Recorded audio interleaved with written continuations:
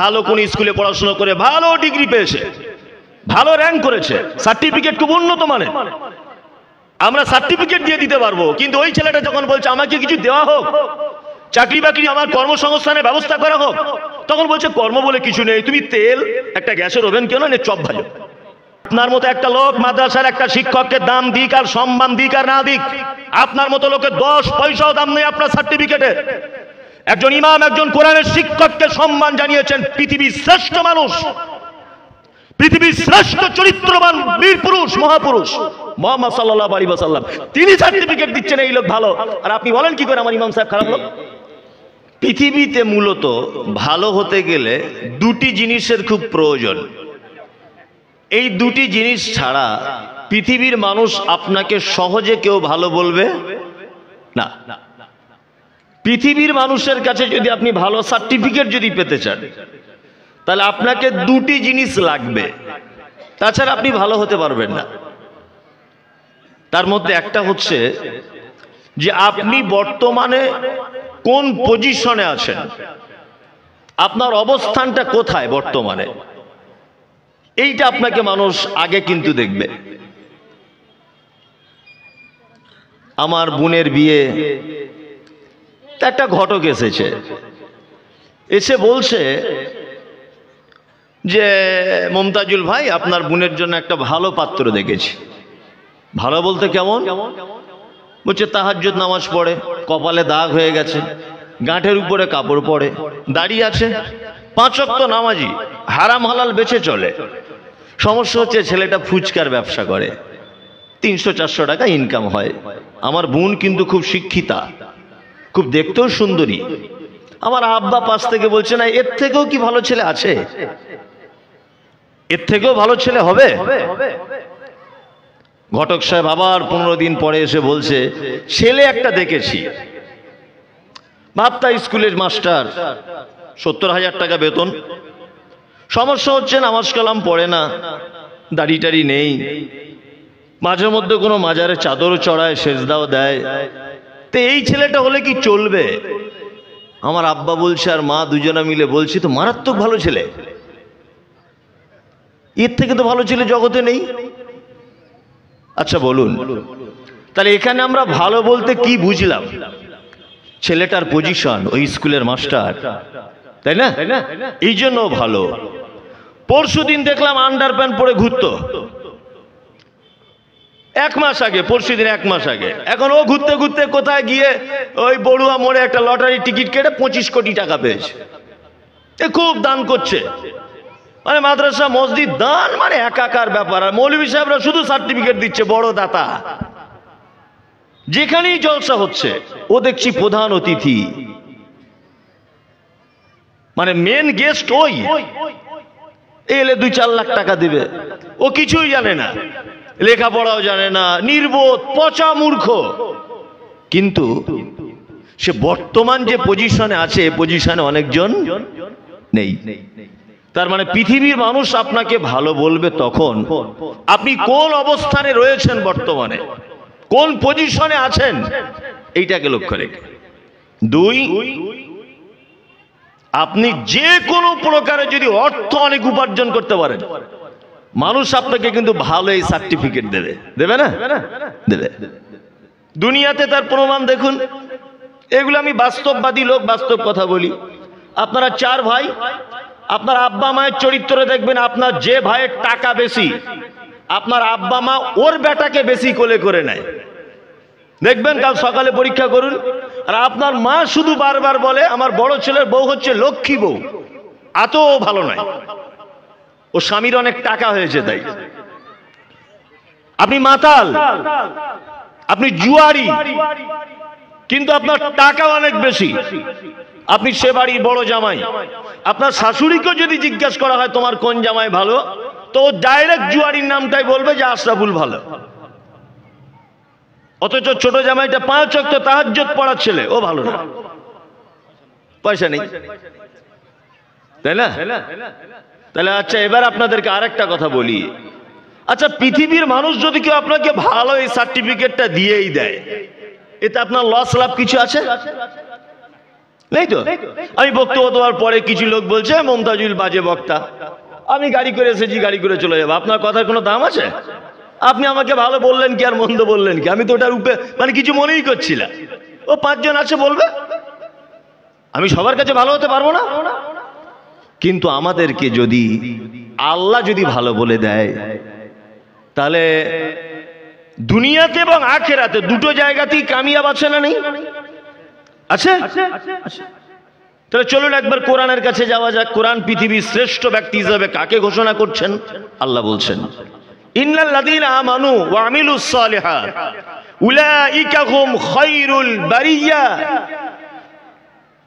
যারা আমার প্রতি ঈমান আনে এবং আমলে সালেহ যারা করে, উলাইকা হুম খায়রুল বারিয়া,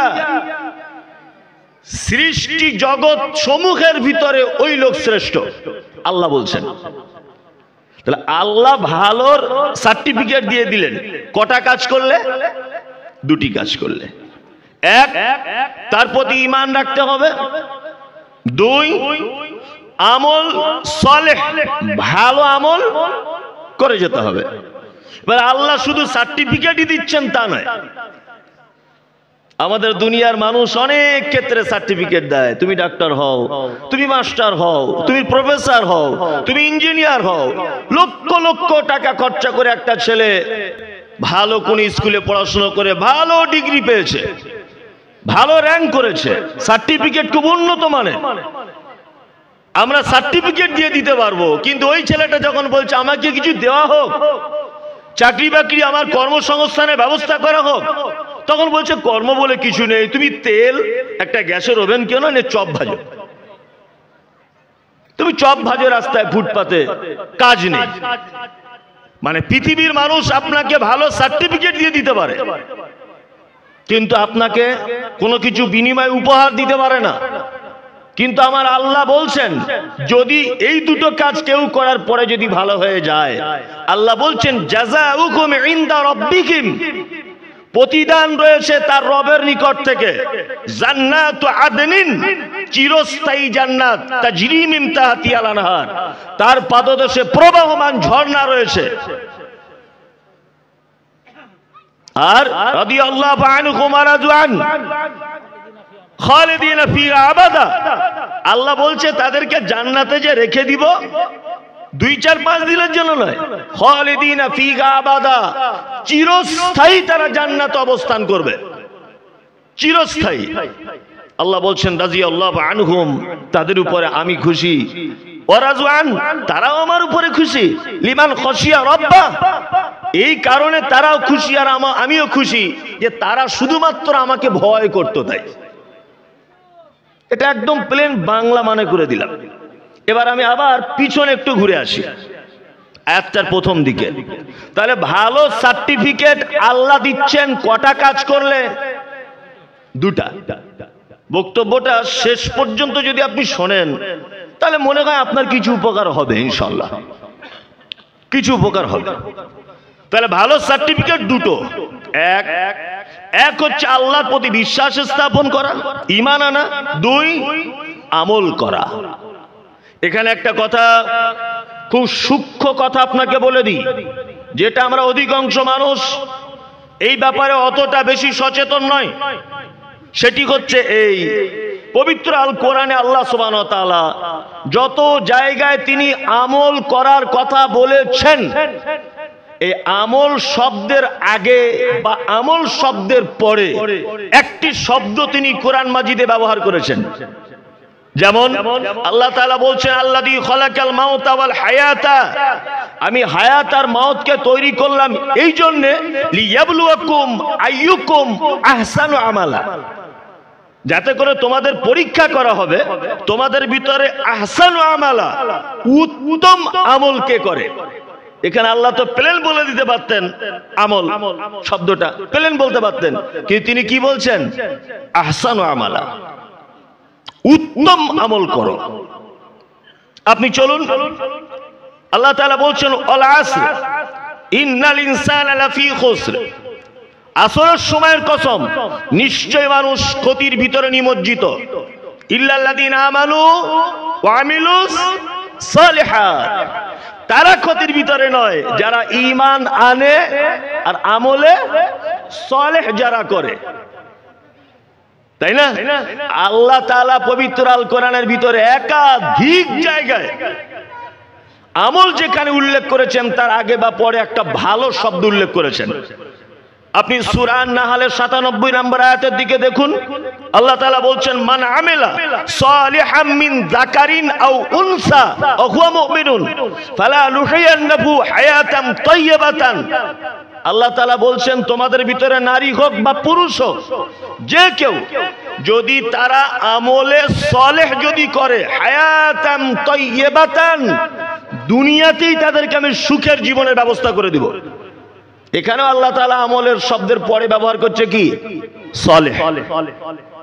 তাই না? আল্লাহ অত্তর আয়াতের ভিতরেও বলছেন কি? ইন্নাল্লাযীনা আমানু ওয়া আমিলুস সালিহাত। তার মানে অত্তর সমস্ত আয়াত থেকে এটা বোঝা যায় যে সব আমল আল্লাহর দরবারে গ্রহণ হবে না, আমলে সালেহ শুধুমাত্র গ্রহণ করা হবে।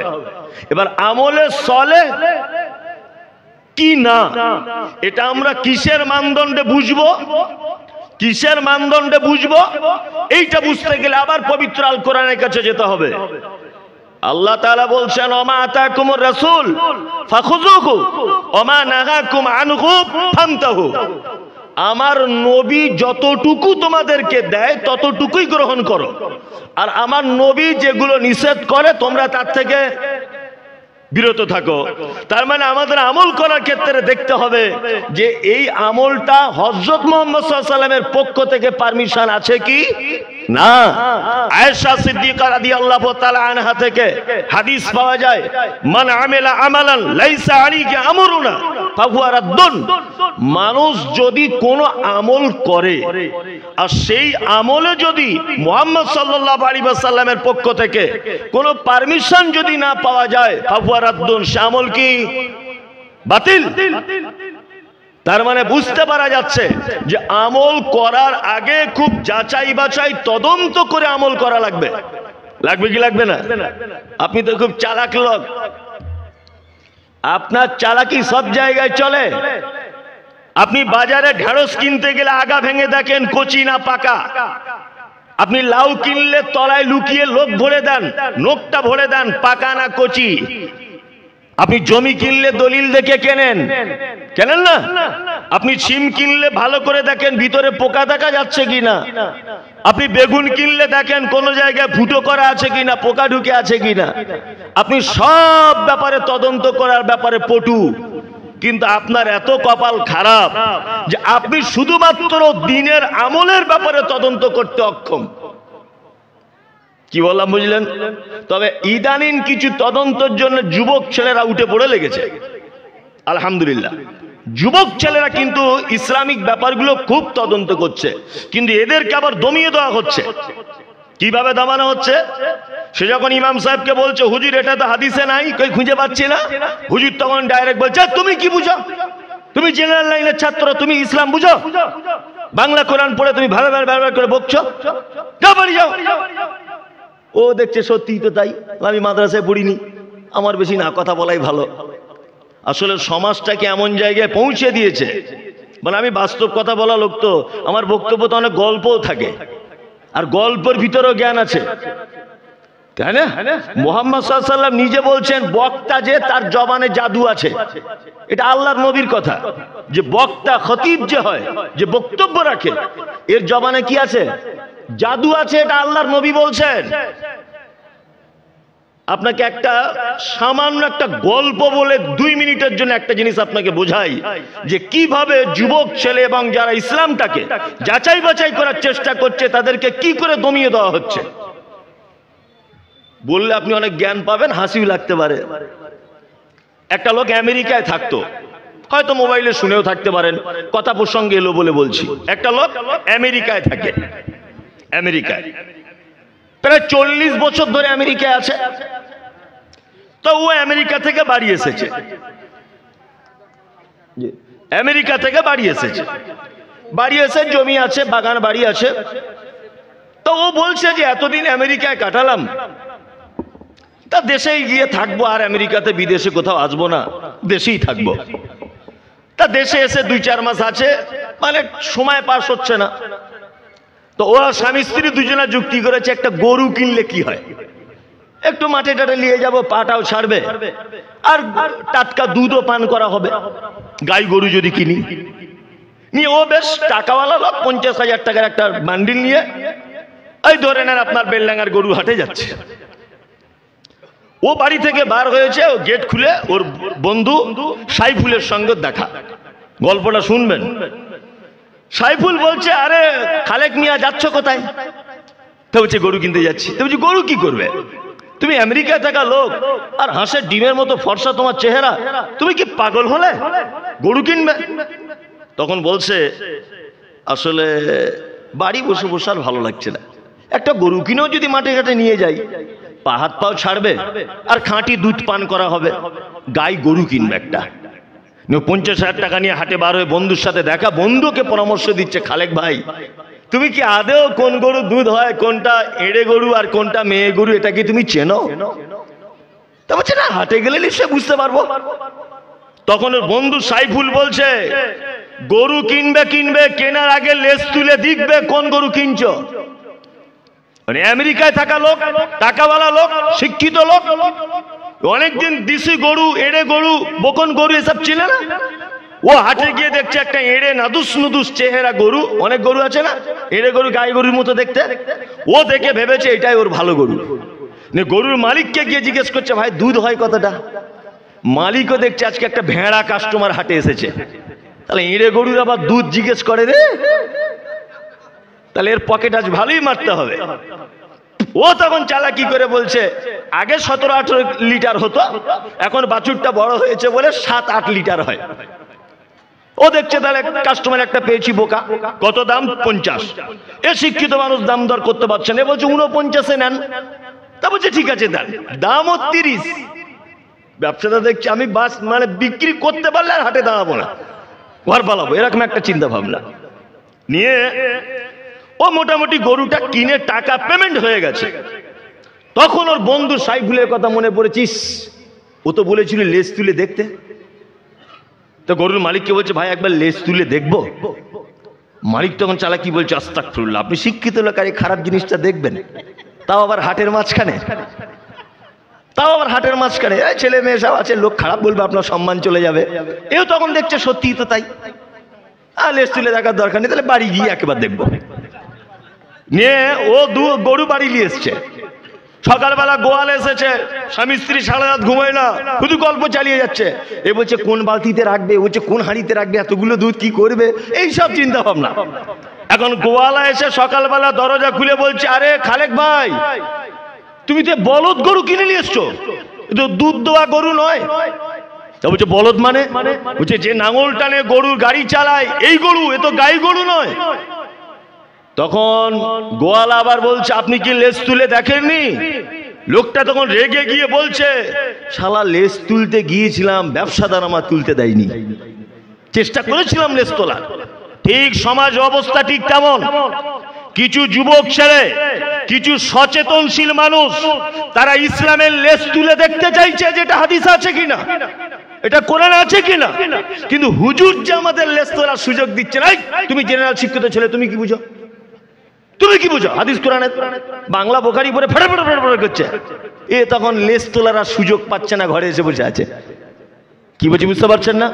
ওই জন্যে আমার বিরুদ্ধে, আমাদের বিরুদ্ধে, সহি আকীদা আলেমদের বিরুদ্ধে যত বেশি চক্রান্ত এবং ষড়যন্ত্র করে, পাবলিক কেউ করে না, সব আলেমরা করে, সব আলেমরা করে।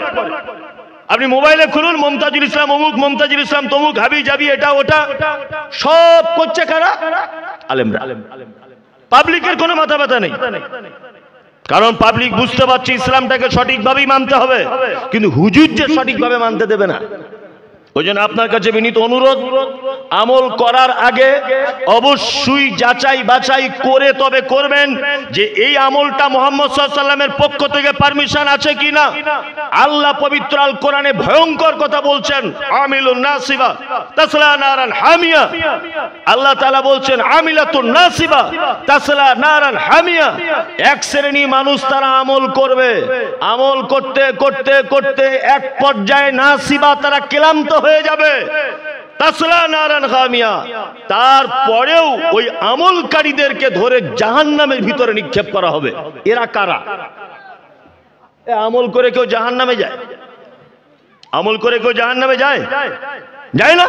কিন্তু আল্লাহ বলছে তারা এত বেশি আমল করবে যে এক পর্যায়ে নাসিবা, তারা ক্লান্ত হয়ে যাবে, তারপরেও তাদেরকে ধরে কোথায় দেওয়া হবে? জাহান্নামে। এরা কারা? আমরা মনে করেছি আমলের মানদণ্ডটা এইভাবে যে যত বেশি আমল করবে মনে হয় তত বেশি আল্লাহর কাছে পাওয়া যাবে। যে যত বেশি ইবাদত করতে পারবে সে মনে হয় জান্নাতের উচ্চ স্থান পাবে, এই ধারণাটা আমাদের। আমি মুমতাজুল ইসলাম আপনাকে একটা সচেতনমূলক কথা বলি, সেটা হচ্ছে এই, আপনার নামাজ কম হোক, আপনার রোজা কম হোক, আপনার সাদকা কম হোক, আপনার হজ কম হোক, আপনার ভালো কাজ কম হোক, কিন্তু আপনি জীবনে যদি একটা সেজদাও যদি দেন, সেই সেজদাটা মুহাম্মদ সাল্লাল্লাহু আলাইহি ওয়াসাল্লামের মতো করে দিতে হবে। বেশি ইবাদত করলে আল্লাহর কাছে বেশি প্রিয় হওয়া যায় এ কথা নয়। ইবাদত অল্প হোক, আপনার ভালো কাজ অল্প হোক, কিন্তু সেই ভালো কাজটা যেন আল্লাহ এবং তার রাসূলের পদ্ধতি অনুযায়ী হয়। কি বলছি বুঝতে পারছেন? শবে বরাতের রাত্রিতে 100 রাকাত নামাজ পড়তে হবে। আপনি ভাবছেন মনে হয় আজ কি জান্নাত ফয়সালা হয়ে গেছে, আমি 100 রাকাতে আছি বলে। আদৌ যদি ওই 100 রাকাত নামাজটা মুহাম্মদ সাল্লাল্লাহু আলাইহি ওয়াসাল্লামের পক্ষ থেকে পারমিশন না থাকে, তাহলে কি হবে? বিপদ নয়? ইবাদত করে 100 রাকাত মানে ক্লান্ত হলো, পরিণতি জাহান্নাম, পরিণতি জাহান্নাম। আর ইসলামের ভিতরে আপনি চুল পরিমাণ কোন জিনিস ঢোকাতেও পারবেন না, বার করতেও পারবেন না। মুহাম্মদ সাল্লাল্লাহু আলাইহি ওয়াসাল্লাম বিদায় হজের ভাষণে বারবার বলছেন, আল্লাহ তুমি সাক্ষী থাকো, সাহাবীগণ তোমরাও সাক্ষ্য থাকো। কোরআনে একদম শেষ আয়াত অবতীর্ণ হয়ে গেল, আল-ইয়াউমা আকমালতু লাকুম দীনাকুম ওয়া আতমামতু আলাইকুম নি'মাতি ওয়া রাদিতু লাকুমুল ইসলাম দীনা। আজকে ইসলামকে পরিপূর্ণ করে দেওয়া হয়েছে, ইসলামকে পরিপূর্ণ শেষ। এতে আর চুল পরিমাণ কিছু ঢোকানো যাবে না, বার করাও যাবে না। খুব সাবধান, ইবাদত করুন আলহামদুলিল্লাহ, তবে আমলে সলেহ করতে হবে। কি করতে হবে? আমলে সলেহ। আর আমলে সলেহ বুঝবো কি করে? সহিহ হাদিস এবং কোরআনের ভিতরে যে কাজগুলো উল্লেখ করা হয়েছে এইগুলো কি আমলে সলেহ। আমি আজকে কয়েকটা আমলে সলেহ আপনাদেরকে বলবো, কোরআন থেকে, হাদিস থেকেও দুটো একটা বলবো। বলি শুরু করি তাহলে। এরপরে আমরা আর একটা জিনিস জেনে নেব। এতক্ষণ আল্লাহ ভালো বলেছেন দুইটা লোককে, যারা ঈমান আনে আর ভালো কাজ করে। চলুন এবার মুহাম্মদ সাল্লাল্লাহু আলাইহি ওয়াসাল্লামের কাছে একবার ঘুরে আসা যাক। তিনি পৃথিবীর সবথেকে ভালো মানুষের সার্টিফিকেট কি দিচ্ছেন? আল্লাহ নবী সাল্লাল্লাহু আলাইহি ওয়াসাল্লাম তিনি বলছেন, খায়রুকুম মান তাআল্লামাল কুরআন ওয়া আল্লামাহু। পৃথিবীর শ্রেষ্ঠ ওই ব্যক্তি যে কোরআন মাজিদ জানে, শেখে আর অপরকে শেখায়। সবথেকে দামি মানুষেরা, সবথেকে দামি মানুষ কারা? এরা। এবার আপনাদেরকে আর একটা গোপন তথ্য বলে দিই, সেটা কি? দেখুন, আজকে সারা পৃথিবী জুড়ে ইসলামটাকে একেবারে কোণ ঠাসা করে দেওয়ার জন্য একটা পরিকল্পিতভাবে চক্রান্ত চলছে। চলছে না? চলছে। মানে একটা চক্রান্ত একের পর এক চলছেই। আর আমরাও কিছু বোকা মুসলিম যারা আবেগে গা ভাসিয়ে চলি, হাদিস কোরআন বুঝি না, শিক্ষা দীক্ষা নেই, এইরকম কিছু মুসলিম তারাও এই আবেগগুলোতে পা দিয়ে নিজেও ধ্বংস করছে, জাতিকেও ধ্বংস করছে। প্রথম যখন আই লাভ মোহাম্মদ নিয়ে তোলপাড় চলছে সারা ভারত জুড়ে। আমি প্রথমেই তখন লাইভে এসে বলেছিলাম যে আইলা মোহাম্মদের কারণে যাদেরকে অ্যারেস্ট করা হয়েছে তারা একজনও মুসলিম নয়, তদন্ত করে দেখুন। তারা আরএসএস এর লোক, বিজেপির লোক। তারা এটা সাম্প্রদায়িক লাগাবার একটা মাধ্যম করা হয়েছে আরএসএস এর কিছু ছেলেকে দিয়ে। আজকে গতকাল আমি সোশ্যাল মিডিয়াতে দেখছিলাম, ঘটনা একদমই সত্যি। আইলা মোহাম্মদের কারণে যাদেরকে অ্যারেস্ট করা হয়েছে তারা সব আরএসএস এর লোক, একজনও মুসলিম নয়। আর কিছু মুসলমান আইলা মোহাম্মদ ফেস্টুন গলায় লাগিয়ে ঘুরছে। হ্যাঁ, অ্যারেস্ট করলে এগুলো সব কিছুই নয়, এগুলো সব ষড়যন্ত্র, মারামারি দাঙ্গা লাগাবার জন্য, ইসলামটাকে একেবারে কোন টাচা করে দেওয়ার জন্য। সরকারি পক্ষ দেখবেন সব থেকে বেশি যে জায়গা টার্গেট করে সেটা হচ্ছে মাদ্রাসা। মাদ্রাসা আগে বন্ধ করতে হবে, মাদ্রাসা আগে বন্ধ করতে হবে। কারণ কি বলুন তো? আচ্ছা বলুন তো, একটা দেশকে বাঁচাতে পারে কারা? দেশের সেনারা, দেশের সেনা। বাংলাদেশ দেখেননি? হাসিনা সরকার অজস্র আলেম ওলামাদের উপর অত্যাচার করেছেন। ততদিন পর্যন্ত বাংলাদেশে তিনি টিকে থাকতে পেরেছিলেন যতদিন পর্যন্ত সেনারা তার আয়ত্তে ছিল। যখন ছাত্র আন্দোলন শুরু হয়ে গেল, সেনারা যখন হাত তুলে দিল আমরা আর পারছি না, নয় আপনাকে মরতে হবে না আমাদেরকে মরতে হবে, এই পর্যায়ে তিনি চলে এলেন হেলিকপ্টারে করে ভারতে। আপনারা জানেন নেপালে কি অবস্থা হলো, দেখতে পাচ্ছেন না? নেপালের অবস্থা কি? নেপালে যখন সেনারা হাত তুলে দিল আমরা আর পারছি না, তখন দেখছেন না নেতা মন্ত্রীরা আন্ডার প্যান্ট পরে নদীতে ঝাঁপ মারছে আর চুবিয়ে চুবিয়ে মারছে। আজকে সারা ভারতবর্ষ জুড়ে হিন্দু মুসলিম হিন্দু মুসলিম। কারণ কি? কারণ কি? কেন্দ্র সরকার জানে এরা হচ্ছে সেই গণগণ 180 থেকে 200 বছরের ব্রিটিশদের ক্ষমতা। বাদল, বিনয়, আশফাকুল্লাহ খান, এই সমস্ত হিন্দু মুসলিম ঐক্যবদ্ধ হয়ে ব্রিটিশদেরকে তাড়াতে সক্ষম হয়েছিল ভারত থেকে। ঠিক এই হিন্দু মুসলমানের যদি ঐক্যকে নষ্ট না করা হয়, তাহলে আমি দেশের যে সর্বনাশ করেছি আমাকেও বাংলাদেশের মতো অবস্থান করতে পারে। এই জন্য সরকারের একটাই টার্গেট, হিন্দু মুসলমান কখনো এক হতে দেবে না, কখনো এক হতে দেবে না। কারণ ও জানে যে এরা যদি যৌথভাবে আন্দোলন চালায় তাহলে আমার সিটে টিকে থাকা হবে না। ওই জন্য সব সময় দেখবেন হিন্দু মুসলিম হিন্দু মুসলিম, যাতে এরা এক হয়ে যেতে না পারে। এক হলেই তো বিপদ, এক হলেই তো আন্দোলন শুরু হবে। আর একটা এমন বিভাজন সৃষ্টি করে দিয়েছে, হিন্দু মুসলিমের দোকানে যায় না, ও দোকানে মাল কেনে না, এর সঙ্গে কথা বলে না, এ ওকে থেকে ঘৃণা করে। তার একটাই কারণ, উপর মহল থেকে বুঝে গেছে যে এদের কখনো দুইজনকে বন্ধুত্বর সম্পর্ক করা যাবে না, তাহলে আমার অবস্থা টাইট করে দেবে। একটা পরিকল্পনা। মাদ্রাসার উপরে টার্গেট কেন?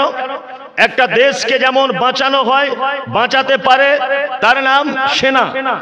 আপনারা জানেন ইসরায়েল পৃথিবীর এক খাতারনাক দেশ, 84 লক্ষ মানুষ দেশটাতে বসবাস করে, 1 কোটিও নয়। পশ্চিম বাংলাতে 13.5 থেকে 14 কোটি মানুষ বসবাস করে। আর ইসরায়েলে 84 লক্ষ, মানে আমাদের 13 ভাগের 1 ভাগেরও 20 লক্ষ কম। সারা পৃথিবীকে তারা হুঙ্কার দেখাচ্ছে ইসরায়েল। ইরানের মতো একটা পাওয়ারফুল দেশকে পর্যন্ত হামলা করার চক্রান্ত করছে। আমেরিকাকে পর্যন্ত পাত্তা দিচ্ছে না। কারণ কি? কারণ তাদের সেনার পাওয়ার খুব বেশি।